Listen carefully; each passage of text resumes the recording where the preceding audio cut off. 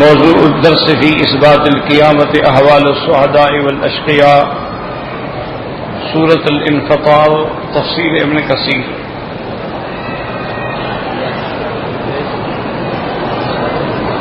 الحمد لله رب العالمين والصلاة والسلام على أشرف الأنبياء وسيد المرسلين سيدنا محمد وعلى آله وأصحابه أجمعين. اللهم صل على سيدنا محمد وعلى آل سيدنا محمد كما صليت على إبراهيم وعلى آل إبراهيم في العالمين إنك حميد مجيد. أعوذ بالله من الشيطان الرجيم. بسم الله الرحمن الرحيم. وقوله تبارك وتعالى كلا بل تكذبون بالدين وإن عليكم لحافظين كراما كاتبين يعلمون ما تفعلون. قال المؤلف والمفسر رحمه الله تعالى كلا بل تكذبون بالدين أي إنما يحملكم على مواجهة الكريم ومقابلته بالمعاصي تكذيب في قلوبكم بالمعاد والجزاء والحساب. اب مفسر رحمۃ اللہ علیہ ان آیات کی تفسیر بیان فرماتے ہیں کہ تم جو اللہ کی نافرمانی کرتے ہو، اللہ تعالی کے احکام کی خلاف ورزی کرتے ہو، اس کا سبب یہ ہے کہ تمہارا قیامت پہ ایمان نہیں. حقاً بل تکذبون بالدین، تم تکذیب کرتے ہو. دین سے مراد یوم الجزاء یوم القیامہ ہے. اسی لیے اللہ نے فرمایا مالک یوم الدین. یوم الدین یعنی یوم الجزاء. کما تدین تدان، اس لیے فرماتی ہیں کہ یہ تم کو اللہ تعالی کے مقابلے پر اللہ تعالی کی نافرمانی اور اللہ تبارک و تعالی کے فرما برداری کے خلاف معاصی جو کر رہے ہو، اس کی سبب یہ ہے کہ تمہارے دلوں کے اندر تکذیب ہے. اس کا رخ تھوڑا پھیر دے گا بس ٹھیک ہو جائے. تکذیب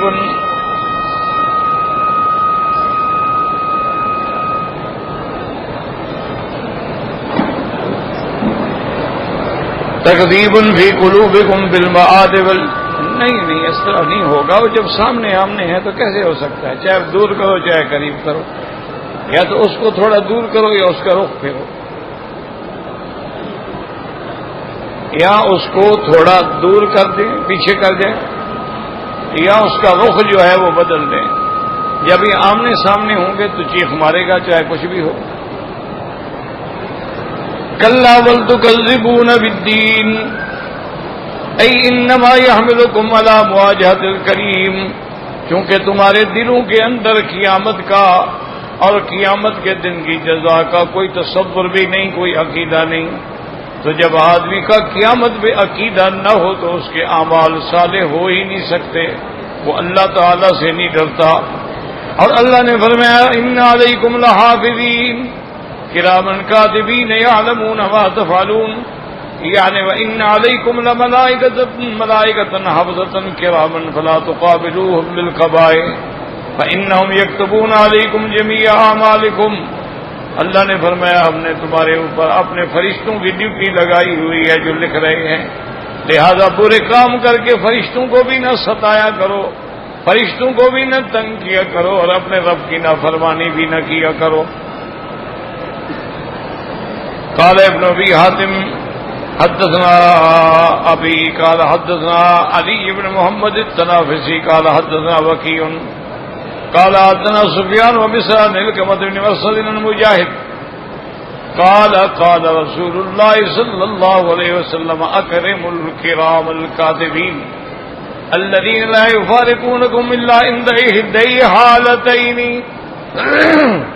الجنابۃ والغائط فَإِذَا اغْتَسَلَ أَحَدُكُمْ فَلْيَسْتَتِرْ بِجَرْمِ حَائِطٍ أَوْ بِبَعِيرِهِ أَوْ لِيَسْتَرَهُ أَخَاهُ.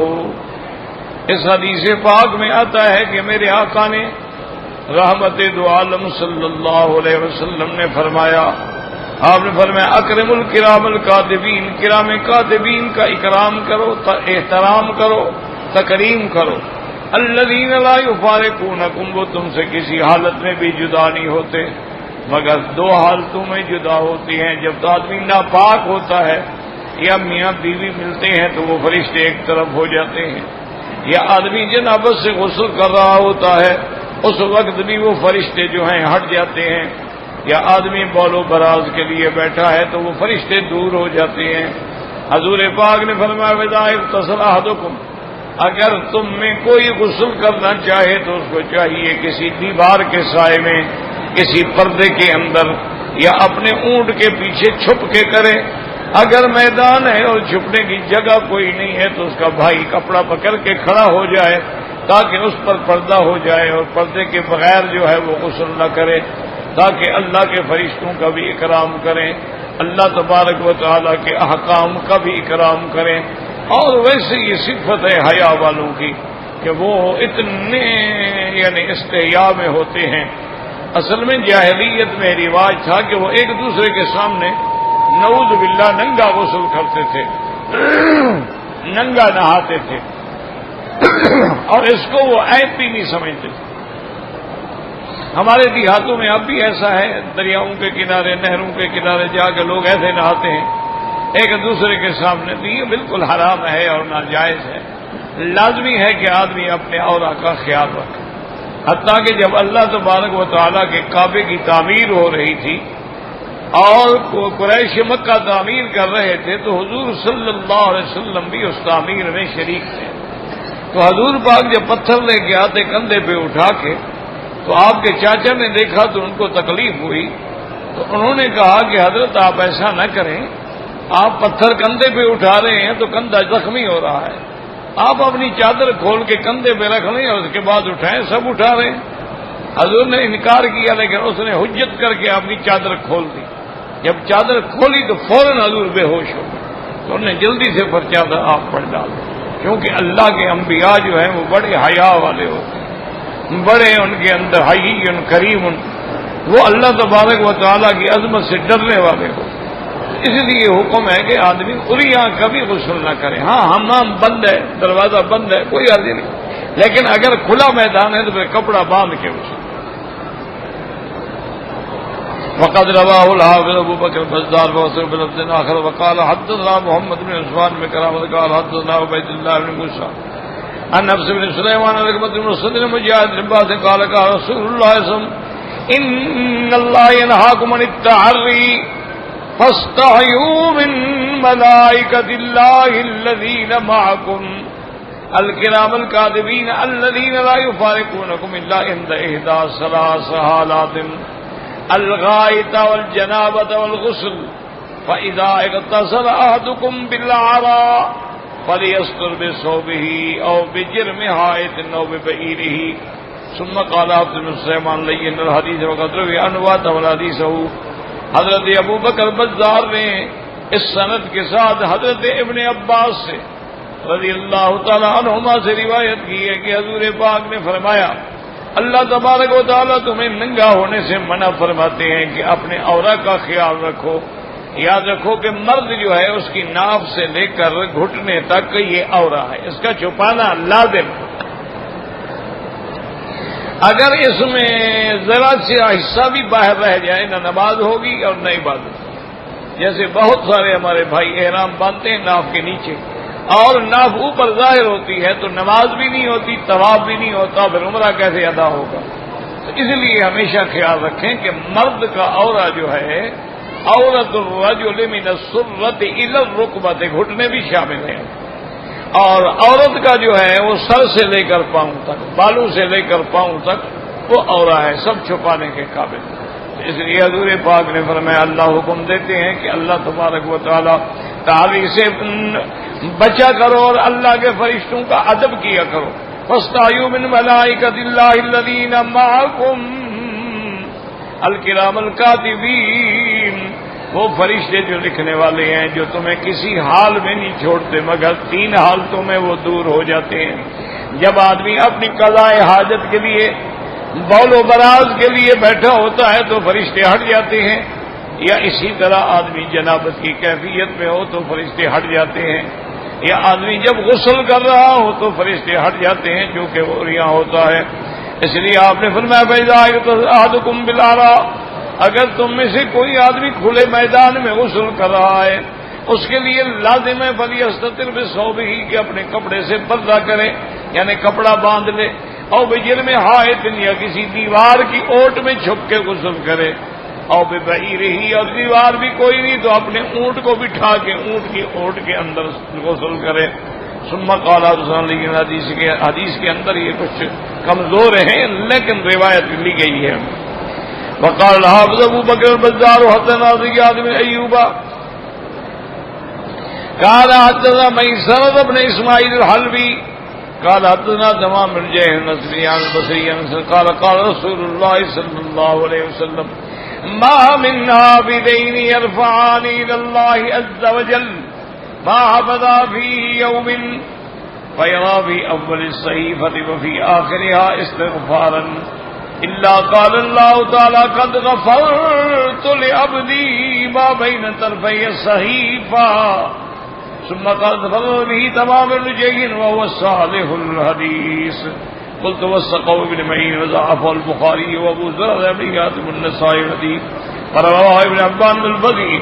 اس روایت میں آتا ہے کہ حضرت حسن بصری روایت کرتے ہیں حضرت انس رضی اللہ تعالیٰ عنہ سے، انہوں نے فرمایا کہ حضور نے فرمایا کہ ما من حافظین، اللہ کے دو فرشتے جو ہیں وہ روزانہ تمہارے اعمال لے کے جو اوپر جاتے ہیں، اگر اس کے اول میں بھی استغفار ہو اور آخر میں بھی استغفار ہو، اللہ تبارک و تعالیٰ فرماتے ہیں کہ ملائکہ گواہ ہو جاؤ میں نے بندے کو معاف کر دیا ہے۔ یعنی اگر اس لیے حکم ہے کہ آدمی کوشش کیا کرو کہ تہجد کے وقت استغفار دیا۔ مومنوں کی صفت یہی ہے کہ وَبِالْأَسْحَارِ هُمْ يَسْتَغْفِرُونَ، سحر کے وقت وہ اللہ تبارک و تعالیٰ سے بخشش مانگتے ہیں، اور جب آدمی استغفار کرتا ہے اور رات کو سونے کے وقت میں بھی استغفار کرتا ہے تو اس کے صحیفے کے اول میں بھی استغفار، آخر میں بھی استغفار ہے، تو اللہ فرماتے ہیں ملائکہ گواہ ہو جاؤ میں نے اپنے بندے کو معاف کر دیا ہے۔ اول الصحیفہ میں بھی آخر استغفارا الا قال اللہ تعالی قد غفرت لعبدی ما بین طرفی الصحیفہ، میرے بندے کے جو صحیفے کے اندر باقی عمل لکھے گئے ہیں گناہوں کے میں نے وہ بھی معاف کر دیے۔ ثم قال تفرد به تمام ابن رجیح، اس نے یہ منفرد ہے اس روایت کرنے کے اندر۔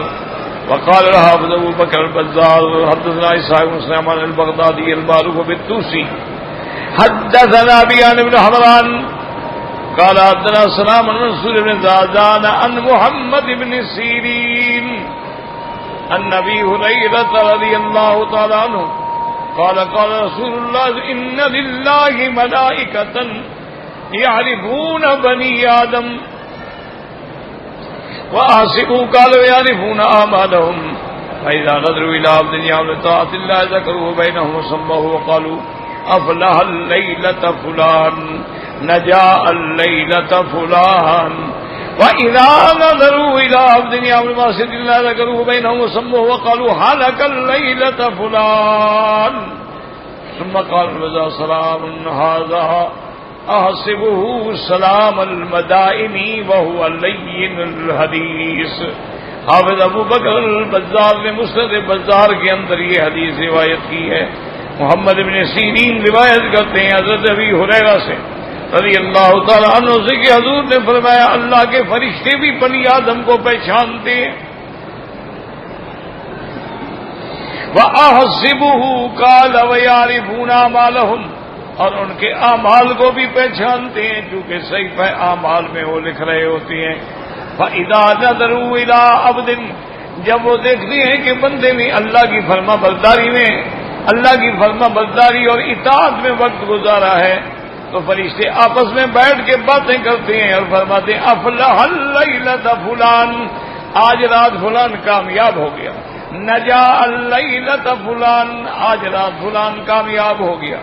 وَإِذَا نَظَرُوا إِلَىٰ عَبْدٍ يَعْمَلُ بِمَعْصِيَةِ اللَّهِ، اور جب دیکھتی ہیں کسی بندے کو جو اللہ کی نافرمانی کرنے والا ہے، آپس میں ذکر کرتے ہیں، فرشتے کہتے ہیں ہلاک اللیلۃ فلان، آج رات وہ ہلاک ہو گیا، آج رات اس کی گناہوں میں گزر گئی، نافرمانی میں گزر گئی، عصیان میں گزر گئی۔ اب حضرت بزار فرماتے ہیں کہ اس سند کے اندر حدثنا سلام جو ہے اس سے مراد صلاح ہے، سلام البدائنی ہے، نرم ہے، روایات کے اندر یہ مصطلحات ہوتے علماء کے کہ لین الحدیث ہے یا لا باس بہ، کہ کوئی حرج نہیں روایت لینے میں۔ ان الابرار لفی نعیم وان الفجار لفی جہیم یصلونها یوم الدین وما هم عنها بغائبین وما ادراک ما یوم الدین ثم ما ادراک ما یوم الدین یوم لا تملک نفس لنفس شیئا والامر یومئذ للہ۔ قال المؤلف والمفسر رحمه الله تعالى ادام النفع بعلومه وعلومكم في الدارين آمين إلى أن قال تعالى أما يسير الأبرار إليه من النعيم وهم الذين آتاهم الله عز وجل ولم يقابلوه بالمعاصي۔ اب اللہ پاک خبر دیتے ہیں کہ ابرار جو ہیں ان کا انجام کیا ہوگا۔ فرمایا ابرار اللہ کی نعمتوں میں ہوں گے۔ ابرار سے مراد کون ہیں؟ الذین آتاہ اللہ عز وجل، جنہوں نے اللہ تبارک و تعالیٰ کی اطاعت کی اور کبھی ایک لحظے کے لیے بھی نافرمانی نہیں کی ہے، وہ ابرار ہیں۔ وقد روى ابن ساقط في ترجمة موسى بن محمد بن هشام بن عمار عن عيسى بن يونس بن اسحاق عن عبد الله بن محارب عن ابن عمر رضي الله تعالى عنهما عن النبي صلى الله عليه وسلم قال انما سماهم الله الابرار لانهم بر الآباء والابناء۔ حضرت ابن عمر رضی اللہ تعالیٰ عنہما فرماتی ہیں حضور صلی اللہ علیہ وسلم سے کہ اللہ تبارک و تعالیٰ نے ان کو ابرار کیوں فرمایا ہے؟ انہوں نے کہا جا وجہ یہ ہے کہ انہوں نے اپنی اولاد سے بھی بھلائی کی، والدین سے بھی بھلائی کی، والدین کی بھی اطاعت کی اور اولاد کی بھی اصلاح کی، اولاد کو بھی ہدایت کے راستے پہ لگایا اور اپنے والدین کی بھی اطاعت میں رہ گئے، اس لیے ان کا لقب ہی ابرار ہو گیا۔ ثم ذکر ما یسیر الیہ الفجار من الجحیم والعذاب المقیم۔ اب اس کے بعد ابرار کے بعد اللہ تعالی نے فجار کا ذکر کیا، جن کا ٹھکانہ جہنم ہے اور جن کا ٹھکانہ عذاب دائم ہے۔ ولہذا قال یصلونها یوم الدین، یہ جہنم کی آگ میں جلیں گے قیامت والے دن، حساب والے دن، یوم الحساب والجزاء والقیامہ۔ وما هم عنها بغائبین، اور یہ وہ جہنم سے، آگ سے ایک لحظے کے لیے بھی الگ نہیں ہو سکتے، طاقت نہیں کہ بھاگ جائیں، چھپ جائیں، کوئی فائدہ اٹھا لیں، بالکل نہیں ہو سکتا۔ الا یغیبون عن عذاب ساعۃ واحدۃ ولا یخفف عنہم من عذابها، اور نہ ان کے عذاب میں کوئی کمی کی جائے گی، تخفیف کی جائے گی۔ ولا یجابون الی ما یسألون من الموت او الراحۃ ولو یوما واحدا، اور وہ جہنم میں چیخیں گے، پکاریں گے کہ کاش ہمیں ایک دن کے لیے عذاب سے راحت مل جائے، ایک دن کی رعایت مل جائے، لیکن کوئی جواب نہیں دے گا۔ جیسے قرآن پاک کی دوسری آیت میں آتے وَنَادَوْا يَا مَالِكُ لِيَقْضِ عَلَيْنَا رَبُّكَ قَالَ إِنَّكُمْ مَاكِثُونَ۔ کہیں گے کہ جہنم کے خزانے کے دروغہ مہربانی کرو، اللہ تبارک و تعالیٰ سے درخواست کرو کہ ہمیں موت دے دے، ہم مر جائیں بس۔ لیکن اللہ کا فرشتہ کہے گا کہ نہیں، موت نہیں آئے گی، اب موت ختم، تم نے اسی طرح اس میں رہنا ہے، اللہ یموت فیہا ولا یحیا، نہ موت آئے گی اور نہ کوئی زندگی ہوگی ہے اس کی، بلکہ تم اسی طرح عذاب میں رہو گے اور عذاب میں جلتے رہو گے۔ وقوله تعالی وما ادراک ما یوم الدین، آپ کو خبر ہے کہ وہ یوم الدین کیا ہے، یعنی اس کی شان بڑھانے کے لیے، جیسے اللہ تبارک و تعالیٰ فرماتے ہیں القاریۃ ما القاریۃ وما ادراک ما القاریۃ الحاقۃ ما الحاقۃ وما ادراک ما الحاقۃ۔ اور یاد رکھیں حضرت ابن عباس فرماتے ہیں قرآن میں جہاں جہاں لفظ آیا وما ادراک، محمد مصطفیٰ آپ کو کیا علم، اللہ نے علم دے دیا، اور جہاں اللہ فرماتے ہیں وما یدریک لعلہ یزکا، وہاں علم نہیں دیا۔ تو جہاں قرآن پاک میں ادراک آیا اللہ نے آگے بتلا دیا وما ادراک ما یوم الدین، کہ وہ یوم الجزا کیا ہے۔ ثم ما ادراک ما یوم الدین، اب آگے اللہ نے خود بتا دیا کہ وہ جزا کا دن کیسا ہوگا، یوم لا تملک نفس لنفس شیئا، جس دن کوئی کسی کو نفع نہیں پہنچا سکے گا، کوئی کسی کے کام نہیں آ سکے گا، جس دن سارا اقتدار ہر چیز ختم ہو جائے گی۔ لمن الملک اليوم للہ الواحد القہار، کہا جائے گا ہے کوئی آج دعویٰ کرے کہ میں بادشاہ ہوں اور میں وزیر ہوں اور میں سردار ہوں، ہے کوئی دعوے کا؟ کون دعویٰ کر سکتا؟ پر میں الیوم تجزا کل نفس ما کسبت، آج ہم ہر انسان کو اس کا بدلہ دیں گے جیسا اس نے عمل کیا ہے۔ اس لیے یہاں بھی فرماتے ہیں یوم لا تملک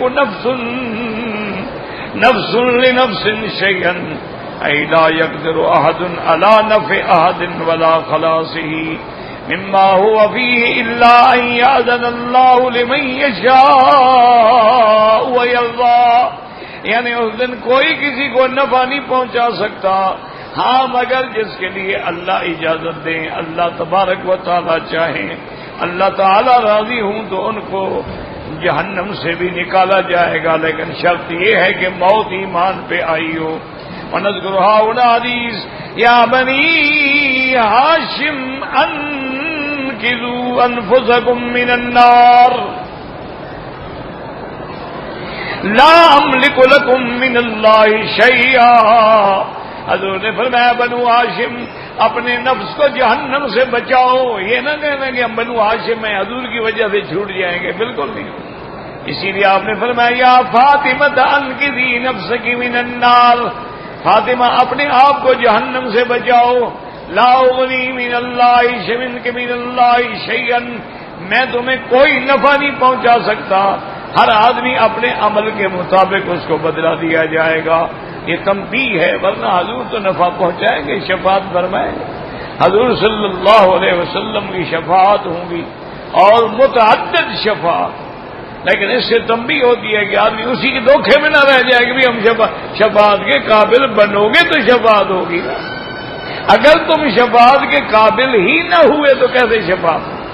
کیونکہ وہاں شفاعت اللہ کے حکم کے بغیر تو ہو نہیں سکتی۔ من ذا الذی عنده، جیسے اللہ فرماتی ہے اللہ لا الہ الا هو الحی القیوم لا تأخذه سنة ولا نوم له ما في السماوات وما في الأرض يعلم ما بين أيديهم وما خلفهم ولا يحيطون بشيء من علمه إلا بما شاء۔ جیسے دوسرے مقام پہ اللہ تبارک و تعالیٰ نے ارشاد فرما دیا وَلَا تَنفَعُ الشَّفَاعَةُ عِندَهُ إِلَّا لِمَنْ أَذِنَ لَهُ، اس لیے حضور نے فرمایا بنو ہاشم اپنے آپ کو بچاؤ۔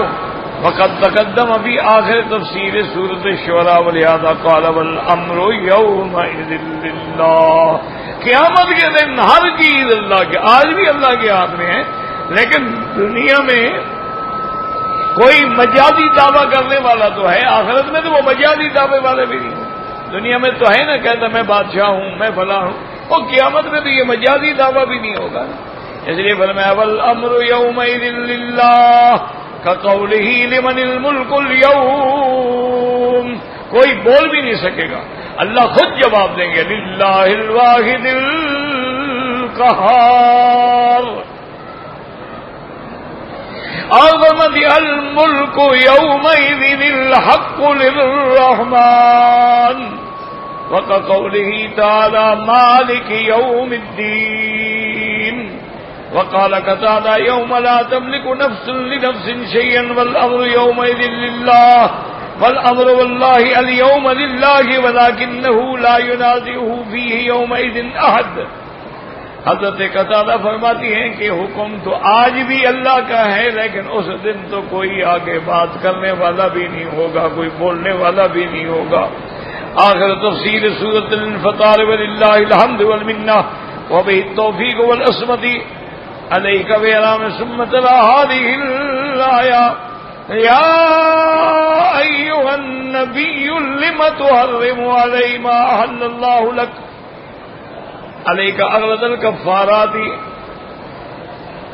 پتہ نہیں اس میں کوئی میرے خیال میں کوئی آگے پیچھے ہو گئی آیا، ورنہ تفسیر جو ہے الحمدللہ سورۃ الانفطار الحمدللہ اللہ کی رحمت سے مکمل ہو گئی ہے، اور اس کے بعد پھر تفسیر سورۃ المطففین ہوگی انشاءاللہ۔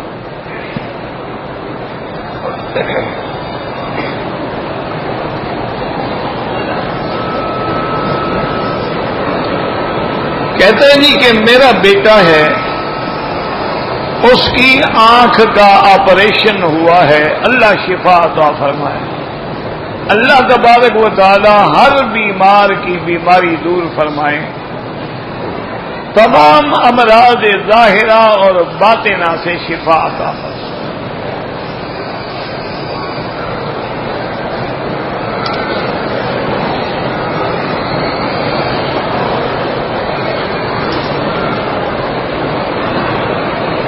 کہتے جی کہ ہر دن صبح کو پہلی نگاہ جب کعبہ شریف پر پڑتی ہے تو دعا قبول ہوتی ہے۔ بھئی اصل مسئلہ سمجھو، اصل مسئلہ یہ ہے کہ جب آدمی اپنے ملک سے، وطن سے، میقات سے حج کے لیے، عمرے کے لیے آتا ہے اور اس کی پہلی نظر پڑتی تو اس وقت جو دعا مانگے گا وہ دعا قبول۔ کیوں؟ وہ طلب ہی الگ ہوتی ہے نا، وہ ایک جذبہ ہی الگ ہوتا ہے، اور دعا کا مقصد یہی ہوتا ہے جو دعا دل سے نکلے، ورنہ تو کعبہ شریف پر نظر رکھ کے دعا مانگے انشاءاللہ مستجاب ہے، لیکن وہ جو خبر ہے نا اس سے مراد وہ پہلی نظر۔ یہ معنی نہیں ہوتا ہے کہ ہم دن میں مثلا 10 دفعہ کعبہ شریف میں آتے ہیں، جب نظر پڑے تو وہ پہلی نظر ہوگی۔ ویسے بعض روایات میں آتا ہے کہ اللہ تعالی کے کعبے پر نظر پڑے تو اللہ کی رحمت نازل ہو۔ اسی طرح بعض آثار میں ہے کہ آدمی جب قرآن شریف پر نظر ڈالے تو اللہ کی رحمت ہو، اور آدمی اپنے والدین کے چہرے پر شفقت سے نظر ڈالے تو اللہ کی رحمت ہو۔ بہرحال یہاں تو رحمتوں کا دریا ہے، شرط یہ ہے کہ ہم محروم نہ ہو جائیں۔ ویسے آپ کوشش یہ کیا کریں کہ جتنے دفعہ بھی حرم میں آئیں تو اگر وہ دعا یاد ہو سکے تو وہی مانگ لیں، ورنہ کوئی دعا مانگ لیں کہ اللہم زد بیتک ھذا تشریفا و تکریما و تعظیما و مہابتا و برا و تقوی، اللہم زد من کرمہ و شرفہ و عظمہ ممن حجہ و اعتمرہ، یعنی اپنی زبان میں مانگنے کی یا اللہ اس گھر کی عزت و عظمت اور دوبارہ فرما دے، اور جو لوگ تیرے کعبے کی عزت فرماتے ہیں ان کی عزت بھی دوبارہ فرما دے، جو تیرے کعبے کے احترام کے لیے عمرے پہ آ رہے ہیں، حج پہ آ رہے ہیں، ان کی بھی عزت دوبارہ فرما دے، جب بھی نظر پڑے تو یہ دعا کر لیا کریں. اصل تو دعا ہوتی ہے، یاد رکھیں کہ جو دعا تیرے دل سے نکلے نا جی، یقین کریں کہ علماء نے لکھا ہے کہ کعبہ شریف میں انہوں نے کہا ایک تو ملتزم پہ کھڑے ہو گئے جو دعا مانگی جائے کبھی رد نہیں ہو. اچھا اب ملتزم بھی آپ نہیں پہنچ سکتے، سامنے کھڑے ہو جائیں چاہے دور کھڑے ہو جائیں. اسی طرح مقام ابراہیم کے بعد جو دعا مانگی جائے وہ قبول ہو. اسی طرح حتیم کے اندر میزاب رحمت کے نیچے بیٹھ کے جو دعا مانگی جائے وہ قبول ہو. اسی طرح طواف کے دوران چلتے ہوئے جو دعا مانگی جائے وہ قبول ہو. اسی طرح زمزم پینے کے بعد جو دعا مانگی جائے وہ قبول ہو. اسی طرح صفا مروہ دوڑتے ہوئے صفا پہ کھڑے ہو کر جو دعا کریں قبول ہوتی ہے. مروہ پہ کھڑے ہو کر جو دعا کریں وہ قبول ہوتی ہے. صفا مروہ کے دوران دوڑتے ہوئے بھی دعا جو ہے وہ قبول ہوتی ہے. کعبے پہ نظر پڑنے سے بھی دعا قبول ہوتی ہے. اصل بات تو یہ ہے کہ اللہ نے ہمارے لیے راستے کھول دیے ہیں. اب مانگنا تو ہمارا کام ہے نا کہ ہم کیا مانگتے ہیں. اب دیکھیں کہ ہم بھی تو دعائیں مانگتے ہیں نا. حضرت سفیان ابن عیینہ بہت بڑے محدث ہیں ماشاء اللہ، حدیث میں ان کا بہت بڑا مقام ہے. وہ جب تشریف لے آئے زمزم پہ تو انہوں نے حضور کی یہ حدیث پڑھی کہ یا اللہ تیرے سچے نبی کا سچا فرمان ہے کہ ماء زمزم لما شرب لہ، کہ زمزم پی کے جس غرض کے لیے دعا کرو وہ پوری ہوتی ہے. زمزم صرف بیماری کے لیے نہیں ہے، زمزم پی کے جو بھی دعا مانگو گے. تو انہوں نے کہا یا اللہ میں یہ دعا مانگتا ہوں کہ قیامت والے دن میدان محشر میں مجھے پیاس سے بچا دے. دیکھیں اللہ والوں کی کہاں نظر ہوتی ہے.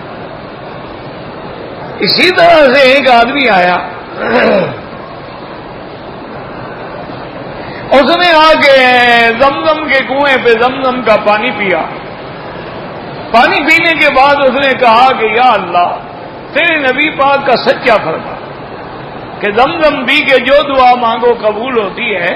میں دعا مانگتا ہوں کہ مجھے سفیان ابن عیینہ مل جائیں اور تیرے نبی کی مجھے 100 حدیث سنائیں.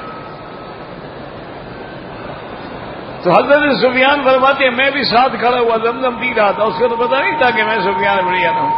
تو میں نے اس کا ہاتھ پکڑ لیا، میں نے کہا آؤ بھائی تمہاری دعا تو قبول ہو گئی، آ جاؤ میں سفیان ابن عیینہ ہوں. تو میں ان کو لے کے آیا اور 100 حدیثیں سنائی حضور صلی اللہ علیہ وسلم، تاکہ اس کی دعا کو اللہ نے فوراً قبول فرما دیا. تو زمزم کا پینے کے بعد جو بھی دعا مانگی جائے. ایک دفعہ میں مدینہ منورہ میں مسجد نبوی میں نماز پڑھ کے آ رہا تھا، نکل رہا تھا کہ وہاں جیسے زمزم کے ڈور رکھے ماشاءاللہ. اب تو مدینہ منورہ کے حرم میں بھی ہر وقت زمزم ملتا ہے. اللہ اس حکومت کو جزائے خیر دے، انہوں نے بالکل ایک سروس بنا دی ہے. گاڑی کے پیچھے گاڑی جا رہی، ایک گاڑی خالی ہو رہی ہے پیچھے گاڑی لگ رہی. تو میرے دل میں خیال آیا کہ میں بھی زمزم پی لوں. میں نے دیکھا کہ وہاں ایک بزرگ بیٹھے ہیں، بوڑھا سا آدمی ہے اور بالکل عجیب حیت ہے، پرانا لباس ہے. میں کھڑا ہو گیا کہ دیکھوں یہ کیا مانگتا ہے. اس نے پانی ہاتھ میں پکڑا ہوا اور اس کے بعد اس نے درود شریف پڑھا. درود شریف پڑھنے کے بعد بسم اللہ الرحمن الرحیم پڑھا اور اس کے بعد کہنے لگا کہ یا اللہ صدق قول حبیبک واشف عبدک، کہ یا اللہ اپنے حبیب کی بات کو سچا کرو اور مجھے شفا عطا فرما. میرے نبی کا فرمان ہے نا کہ شفا ہے، تو اپنے نبی کی بات تو سچی کرو نا. میں حیران ہو گیا اس کی دعا سے. میں نے کہا واقعی یہ کوئی اللہ والا آدمی ہے. تو اس نے بڑی عجیب بات کی نا کہ یا اللہ صدق قول حبیب، اپنے حبیب کی بات کو پورا کرو. ہم گناہگار ہیں نا، لیکن تیرے نبی کا فرمان تو پورا ہونا چاہیے نا. صدق قول حبیب کا وشف عبدک، اور اپنے بندے کو شفا عطا فرما دو. تو مجھے بھی الحمدللہ ان کے وہ لفظ یاد رہ گئے. تو زمزم کا پانی جو ہے وہ تو ایک عجیب چیز ہے. صرف فرق یہ ہے کہ ہمارا یقین نہیں ہے. مصیبت یہ ہے ہمارا نہ اللہ پر یقین، نہ رسول اللہ پہ یقین، نہ زمزم پہ یقین. فائدہ کیسے ہو؟ ورنہ زمزم کے پانی سے مجھے ایک دوست نے خود سنایا، اس نے کہا جی میرا نوجوان بیٹا، ایک ہی بیٹا اور بڑے آدمی ہیں ماشاءاللہ، ہو کہتے ہیں کہ میں ان کو علاج کے لیے باہر لے گیا، المانیہ، یورپ، امریکہ، ساری دنیا پھرا. انہوں نے کہا کہ آپ کے بیٹے کا کینسر ہے، لیور کینسر ہے، جگر کا کینسر ہے، اور یہ اس سٹیج پہ ہے کہ ٹھیک نہیں ہو سکتا. اب یہ اس سٹیج پہ ہے کہ آپریشن کر کے وہ نکالا بھی نہیں جا سکتا، پھیل چکا ہے، بڑے حصے کو ڈیمیج کر دیا ہے، کوئی علاج نہیں ہے، اس لیے بہتر ہے اس کو گھر لے جاؤ. کیا وجہ پردیس میں موت آئے، پھر پریشانیاں.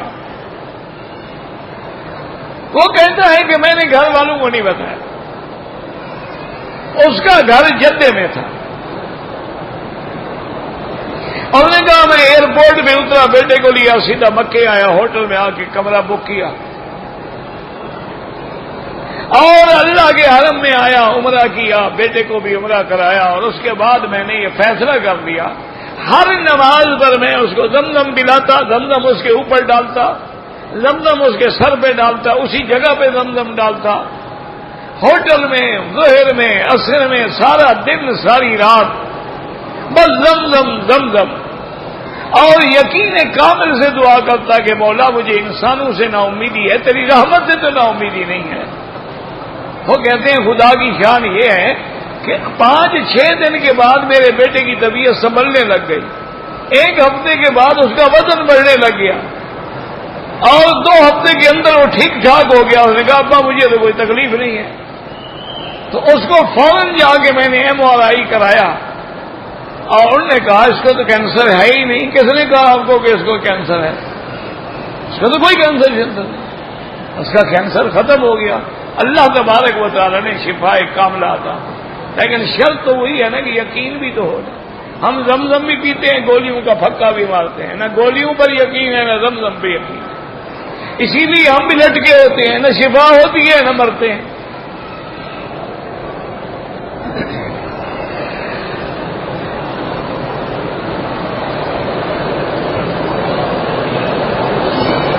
کہتے ہیں جی کہ انگیٹھی چاندی کی ہو، فیروزہ پتھر ہو، بھائی کوئی خصوصیت نہیں ہے پتھر کی. یہ محض ایک زینت ہے، ایک حسن ہے پہننے کے لیے. چاندی کی انگوٹھی چونکہ جائز ہے، عقیق پہنے، کوئی اور زمرد پہنے، کوئی دنیا کا پتھر پہنے، پتھر میں کوئی نفع نقصان نہیں. یہ بالکل جاہلوں کا عقیدہ ہے کہ پتھر اگر راس آ گیا تو جناب بڑا فائدہ ہے اور مخالف پڑ گیا تو تمہیں تباہ کر دے گا. یہ بالکل غلط بات ہے. دیکھو نا اب آپ دیکھیں ملنگ جو ہیں ہمارے ملک میں، ملنگ تو آپ نے دیکھے وہ ان کے ہر ہاتھ میں 8-8 5-5 6-6 انگوٹھی. ان کو کوئی پتھر بدبختوں کو راس نہیں آتا. وہ اسی طرح ننگے پھرتے رہیں گے، اسی طرح چمٹے بجاتے رہیں گے، اسی طرح لوہے کے ساتھ اٹھتے رہیں گے، بھاگتے رہیں گے. کوئی پتھر تو ان کو فائدہ پہنچا دیتا. انہوں نے تو 8-8 پہنے ہوئے ہیں. بعض لوگوں نے تو گلے میں بھی من کے لٹکائے ہوئے ہوتے ہیں. تو یہ فائدہ وائدہ کچھ نہیں ہے. صرف ایک ہے کہ بطور زینت چونکہ شریعت میں انگوٹھی پہننا جائز ہے، مردوں کے لیے چاندی کی، عورت کے لیے سونا پہنے، چاندی پہنے، جو مرضی ہے پہنے. باقی فائدہ ہاں کوئی طبی فائدہ ہو وہ الگ بات. کیا مانا؟ جیسے بعض پہاڑ ٹھنڈے ہیں، بعض پہاڑ گرم ہیں، بعض پہاڑوں میں گندک ہے، بعض پہاڑوں میں میگنیٹ ہے، بعض پہاڑوں میں جس ہے، بعض پہاڑوں میں سونا ہے، بعض پہاڑوں میں چاندی ہے تو ان کے خصوصیات ہوتے ہیں، اسی لیے حکیم جو ہے نا وہ کشتے بناتے ہیں، عقیق کا کشتہ ہے، یہ مروارید کا کشتہ ہے، یہ موتیوں کا کشتہ ہے، اس میں اگر کوئی طبی فائدہ ہے تو الگ بات ہے، باقی نفع نقصان کا مالک صرف اللہ تبارک و تعالی۔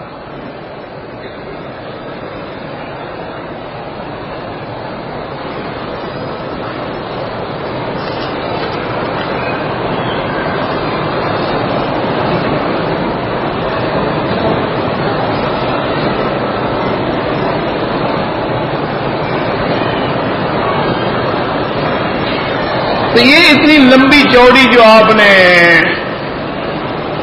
روایت فرمائی ہے کہ مردے کو کہا جائے تو ٹھیک ہے، کوئی ایسی بات نہیں، حضور کی صحیح حدیث مبارک میں ہے، یہ تو خیر بنیاد الطالبین کی روایت ہے۔ حضور صلی اللہ علیہ وسلم خود قبر پہ موجود ہیں، جب میت کو دفن کر لیا گیا، مٹی برابر کر لی گئی، حضور نے فرمایا فاسألوا له التثبیت، اپنے بھائی کے لیے دعا مانگو، اللہ اس کو سوال جواب میں ثابت قدم رکھے۔ اللہم ثبتہ علی القول الثابت۔ تو اگر اس وقت اس کو دعا فائدہ نہیں پہنچاتی تو پھر حضور کیوں فرماتا؟ اور اسی طرح ایک روایت مبارک میں یہ بھی آیا ہے کہ جب میت کو دفنا کے واپس جا رہے ہوتے ہیں تو اس کو چلنے کی آواز بھی پہنچتی،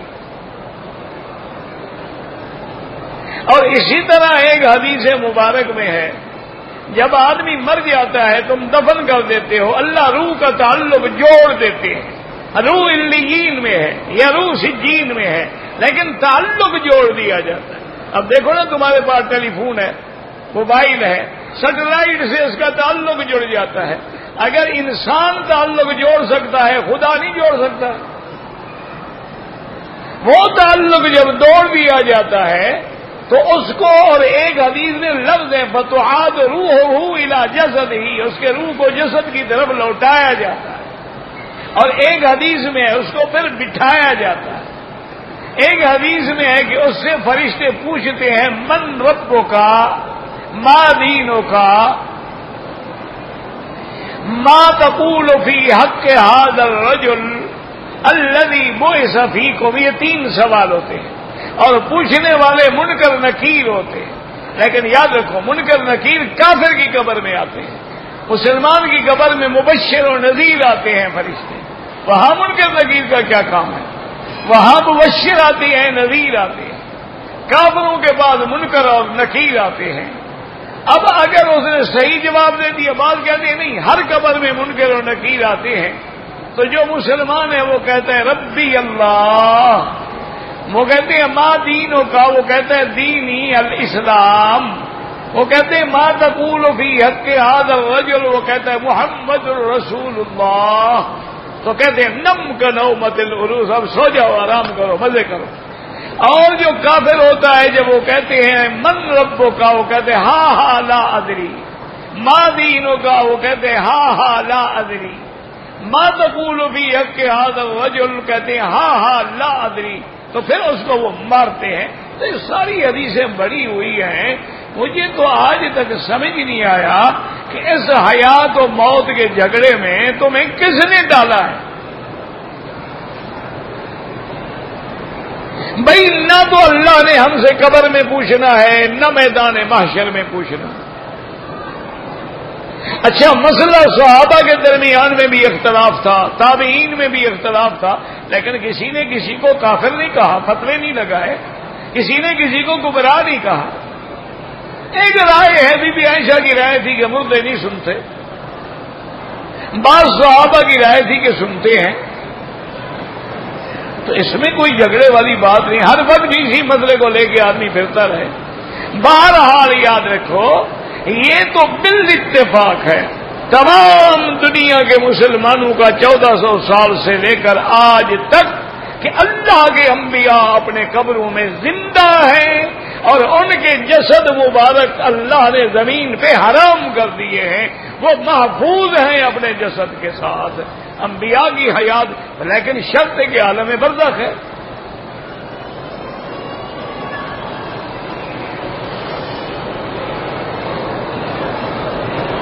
کہتے ہیں جی کہ عمرے کے دوران میں اگر میں فرض نماز پڑھنے کے لیے کھڑا ہوا اور چادر سر پہ ڈال لی، کچھ نہیں ہوگا، لیکن ضرورت نہیں۔ حالت احرام میں جو کیفیت ہے اسی میں نماز پڑھو۔ احرام میں سر ننگا ہوتا ہے، حتیٰ کہ ایک صحابی فوت ہو گئے، صحابہ نے پوچھا تو آپ نے فرمایا جب اس کو کفن دو تو اس کے سر پہ کپڑا نہ ڈالو، قیامت میں لبیک پڑتا ہوا اٹھے گا، لیکن جرمانہ کوئی نہیں، اگر ڈال لیا تو کوئی بات نہیں۔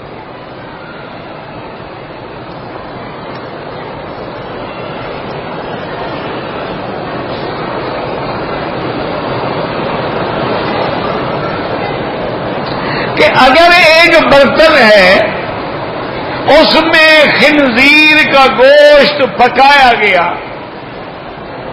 بعد میں مسلمانوں نے اس برتن کو دھو کے صاف کر دیا، تو دھونے کے بعد اب حلال گوشت پکا سکتے ہیں کوئی بنا، جب پاک ہو گیا بات ہی ختم ہو گئی۔ بھائی جب ناپاک تھا تو حرام تھا نا، جب دھو ڈالا پاک ہو گیا۔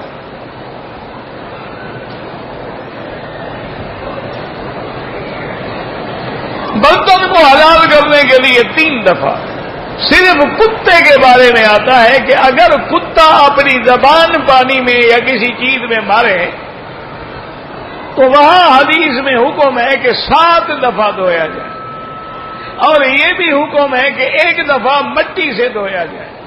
اچھا، پہلے ہم بھی جب پڑھتے تھے یہی سمجھتے تھے کہ صابن تو تھے نہیں، اس زمانے میں کون سا شیمپو تھے، کون سے اینٹی سیپٹک چیزیں تھیں، تو مٹی ہوتی تھی، مٹی سے دھو ڈالا۔ لیکن اب جناب 1400 سال کے بعد حضور کے فرمان کی تصدیق ہو گئی، جدید میڈیکل سائنس نے یہ اعتراف کیا ہے کہ کتے کے منہ کے اندر جو جراثیمیں ہیں، جراثیم ہیں، وہ دنیا کے کسی اینٹی سیپٹک سے نہیں مرتے، مٹی سے مرتے ہیں۔ تو حضور نے یہ بات 1400 سال پہلے فرمائی، ورنہ باقی ہر چیز کو 3 دفعہ دھویا جائے۔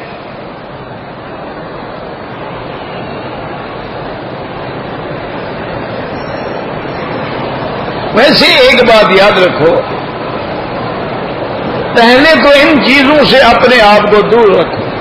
ضرورت ہی کیا ہے کہ ہم اسی برتن میں پکائیں، اور برتن رکھ لو، مسئلہ یہ ہے کہ وہ پاک ہو جائے۔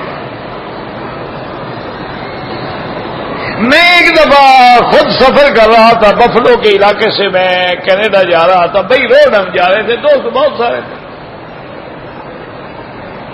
راستے میں نماز مغرب کا وقت ہو گیا، اتفاق سے جب سروس پہ ہم اترے تو چھوٹا سروس اسٹیشن تھا، اور اس کا جو سسٹم تھا نا جی اپنا واش روم وغیرہ وہ بند تھے۔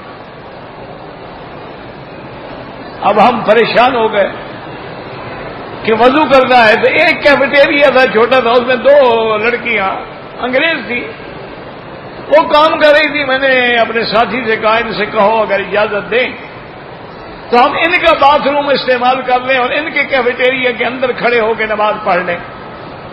تو باہر تو سردی تھی نا، بندہ مر جائے۔ وہ گیا، انہوں نے کہا بالکل ٹھیک ہے، آ جائیں، ویلکم۔ اچھا، اللہ کا شکر ہے کہ سب کو وضو تھا، صرف میں کمزور تھا نا، میرا وضو نہیں تھا۔ تو اس لڑکی نے پہلے جا کے واش روم کو دھویا پانی سے، دھونے کے بعد صاف کر کے پھر مجھے کہا کہ اب آپ استعمال۔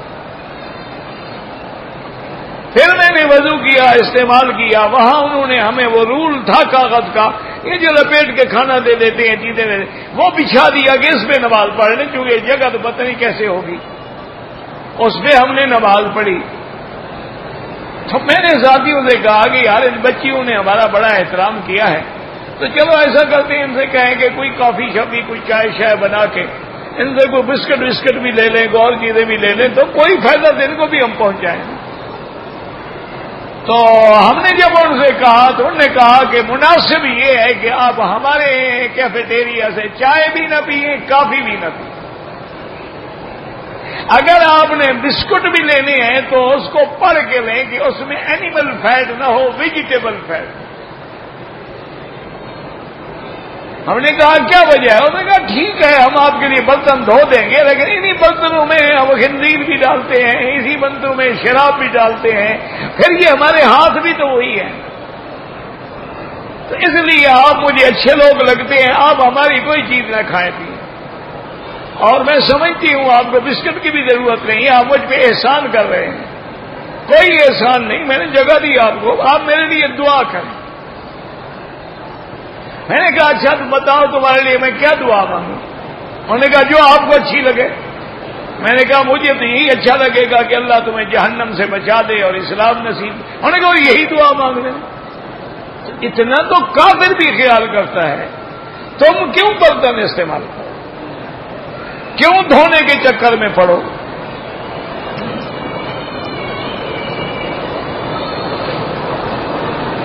اگر ایک آدمی ہے بظاہر تندرست ہے، مزدوری بھی کرتا ہے، کماتا بھی ہے، لیکن باقی ضرورتوں کی وجہ سے مجبور ہو گیا ہے، قرض ہو گیا ہے، زکوٰۃ بالکل زکوٰۃ دے سکتے ہیں۔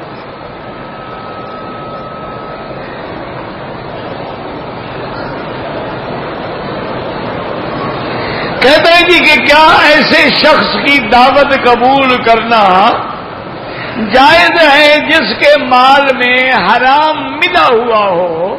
میرا بھائی تقویٰ تو یہ ہے کہ نہ کریں، شریعت میں جائز ہے، آپ کھا سکتے ہیں، ضروری تو نہیں وہی حرام والا ہمیں کھلائے گا، ہو سکتا ہے وہ حلال والا ہمیں کھلا دے، حرام والا اپنے لیے رکھ لے، تو جائز ہے۔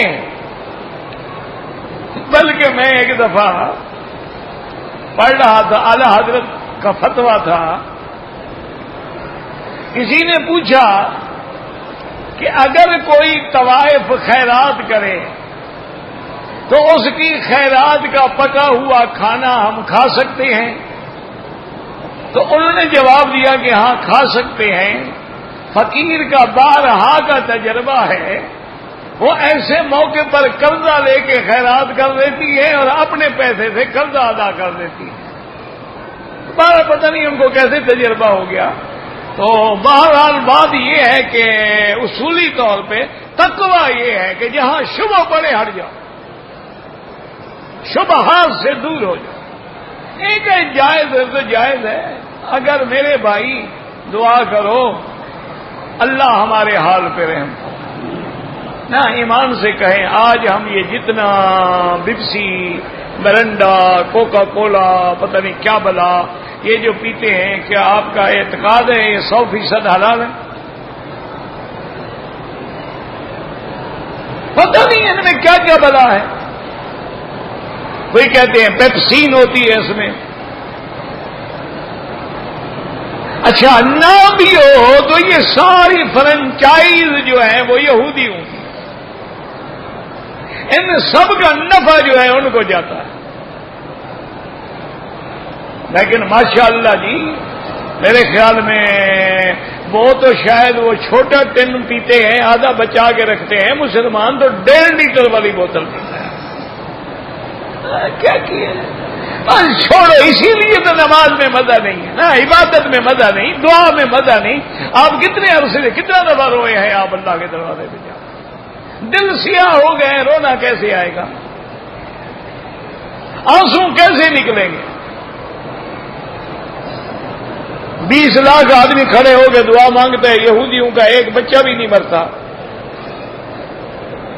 مسلمانوں کے روز قتل عام ہو رہے ہیں۔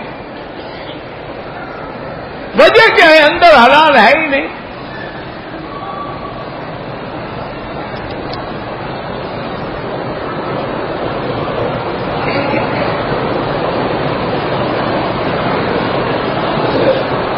میں نے مدینہ منورہ سے آئے سب ساتھیوں نے احرام باندھ کے عمرہ کیا، میں نے عمرہ نہیں کیا۔ کیوں نہیں کیا؟ اگر کوئی عذر نہیں تھا، دم پڑ گئی۔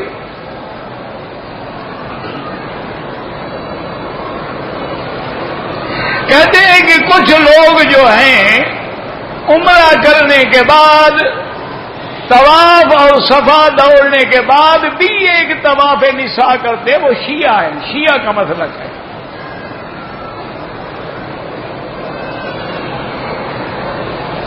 اگر مغرب کی اذان ہو جائے اور 2 رکعت نماز پڑھ لی جائے کوئی حرج نہیں، مستحب ہے، اور نہ پڑھے ضروری نہیں۔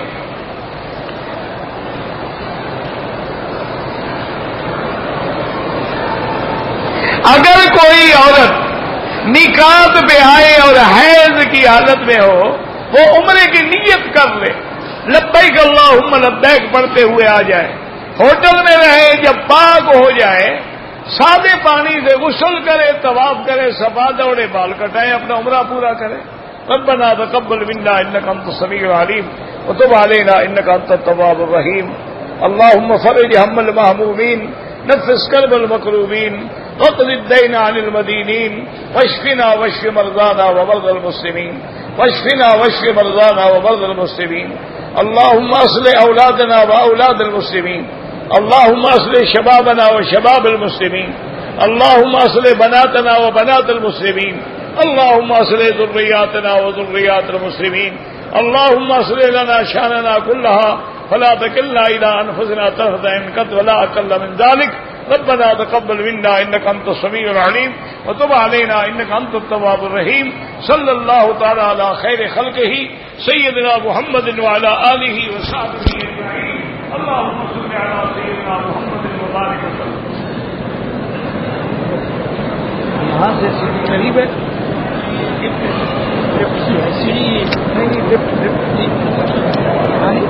باہر ہے، قریب ہے، وہ تو بہت باہر ہے، باہر ہے،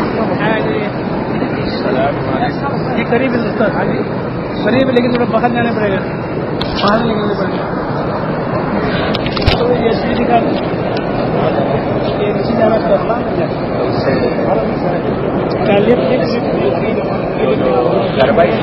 کاروائی